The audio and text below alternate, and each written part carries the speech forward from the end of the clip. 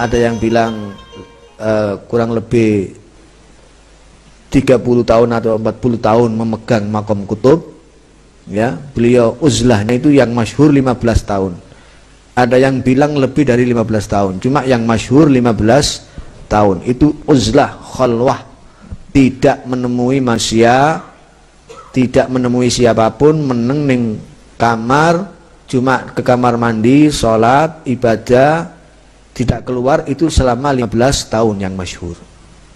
Ya. Jadi kutubnya itu kutub yang mujma' alaih, disepakati oleh semua wali. Tidak ada satupun yang menyangkal beliau itu wali kutub. Beliau tidak lahir di Yaman, tidak lahir di Hadramut, lahirnya di Indonesia. Lahirnya di Besuki. Zaman Ben Weru. Lahirnya itu teng Besuki. Di teng Wetan. Jawa Timur di bagian timur Wetan. Cuma usia kurang lebih 7 tahunan sudah dikirim oleh neneknya ke Siwun, ke Hadramut.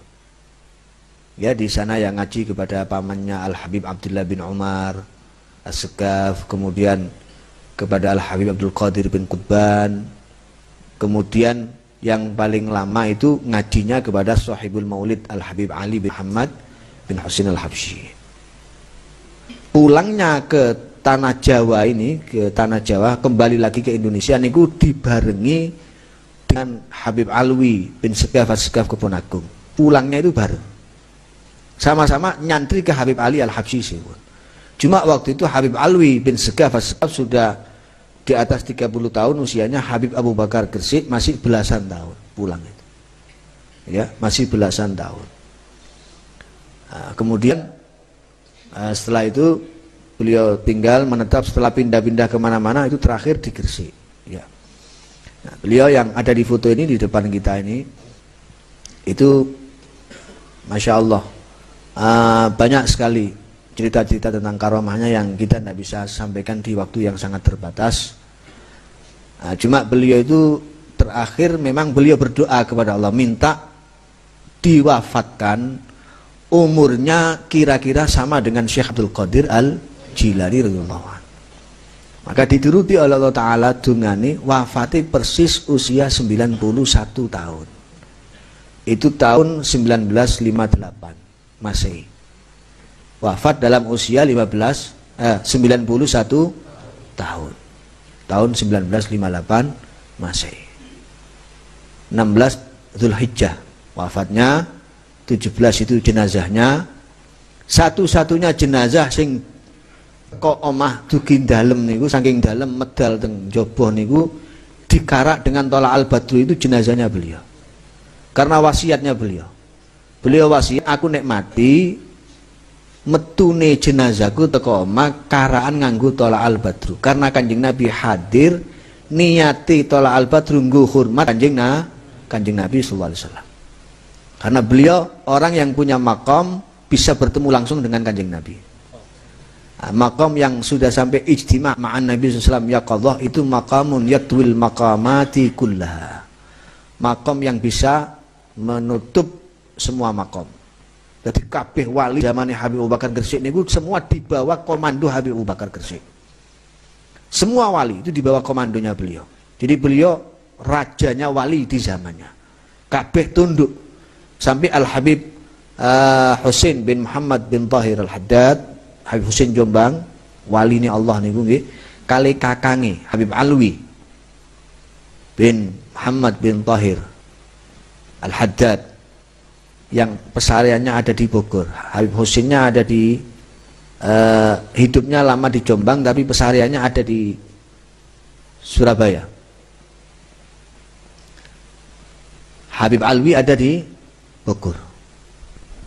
Habib Husain ini dengan Habib Alwi ini dua bersaudara. Sampai Habib Bakar dawuh maro'aitu akhwain ka'alawi wa Husain.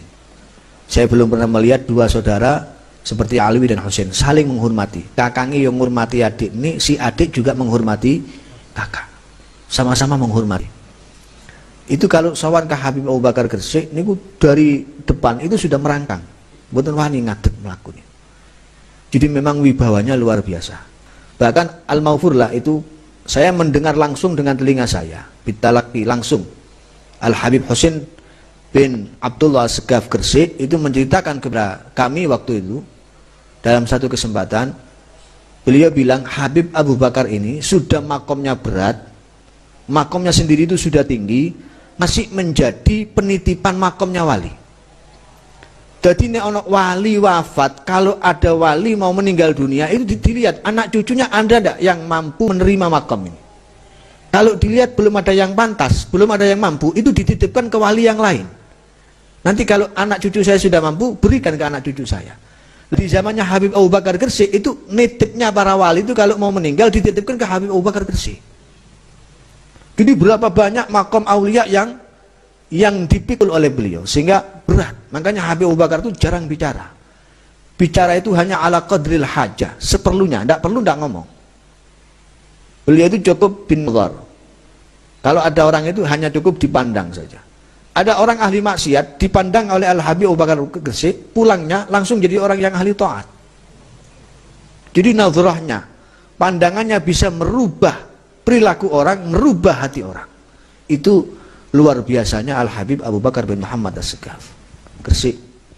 Ya, makamnya ada di Gresik, wafatnya di Gresik. Jadi sampai-sampai Al-Habib Abu Bakar itu tidak mau difoto. Nah, foto yang ada ini, yang sering panjenengan lihat di mana-mana, ini dulu foto identitas diri. Karena zaman pemerintahan kolonial dipaksa harus foto untuk identitas diri. Malah saya pernah baca, bahkan saya pernah mendengar cerita secara langsung waktu niku badhe di foto niku surbane karat-karit no. Ben dadine gak api. Ternyata barang dadi kok rapi sae ngeten niki dadine. Nah, cuma satu yang bisa mutu. Selain satu ini tidak bisa. Itu kakek saya, putra, salah satu putra beliau yaitu Al-Habib Segaf bin Abu Bakar bin Muhammad Segaf yang ada di Keraksan pesariannya. Itu kata Al-Habib Muhammad Syahab, beliau masih hidup, Habib Muhammad Syahab ini ya, teman kerapnya Habib Segaf dan pernah berkhidmat kepada Habib Abu Bakar Gresik. Mudah-mudahan beliau panjang umur. Habib Muhammad Syahab ini ada di Malang tinggalnya sekarang. Itu cerita ke saya, dulu itu Habib Abu Bakar itu difoto siapa saja tidak bisa jadi. Gak iso dadi. Angger difoto gak iso dadi. Sampai pernah di Bondowoso itu waktu sholat berjamaah dengan banyak habaib, di situ ada Habib Muhammad bin Ahmad Al-Mahdhar, ada Habib Muhammad bin Idrus Al-Habsyi, ada semuanya guru-gurunya Habib Bakar ada di situ. Para wali-wali itu banyak di situ, kumpul. Lagi sholat berjamaah, ono wong ngincer gue suwe. Foto nih sopo wis mari aku duwe. Tinggal satu ini yang belumnya Habib Abu Bakar Gresik. Tak colongin kok pas aja sembahyang. Wis diniati. Begitu sholat difoto. Nah, ketika difoto itu kilat apa cahaya, pancaran cahayanya kotak itu. Kotak tak jeneng iki. Kotak ini merek nih mesti ini ya. Pancaran cahaya dari foto itu seperti kilat ini ya. Itu Habib Bakar merasa terganggu sholatnya. Ini siapa kok ada orang kok mengganggu sholat? Wah ya, waktunya orang sholat kok difoto. Nah subhanallah, selesai kejadian itu, ketika foto ini dicetak, proses cetak, semua habaib yang difoto ada semua, Habib Abu Bakar tidak ada di foto itu. Jadi yang lainnya ada, Habib Abu Bakar Gresik tidak ada di situ, tidak mau difoto. Jadi foto-foto yang selain ini, selain yang ini, yang ada itu beberapa foto itu ada, tidak banyak ya, cuman beberapa puluh foto ya. Itu hasil jebretannya mbah saya, putranya beliau.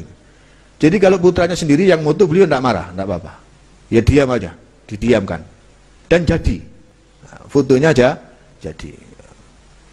Ya, dan semua putra-putranya beliau, orang-orang yang Masya Allah disayangi semua oleh beliau, ya ada Habib Syekh bin Abu Bakar Gresik yang wafatnya di Sulu persis tanggal 12 Rabiul Awal wafatnya. Kemudian ada Al-Habib Ali, ini yang paling kecil, terakhir putranya itu Habib Ali. Ada satu perempuan Al-Hababa Raguan, sudah meninggal. Dan mbah saya Habib Segaf juga sudah meninggal semua. Jadi sekarang generasinya sudah generasi cucu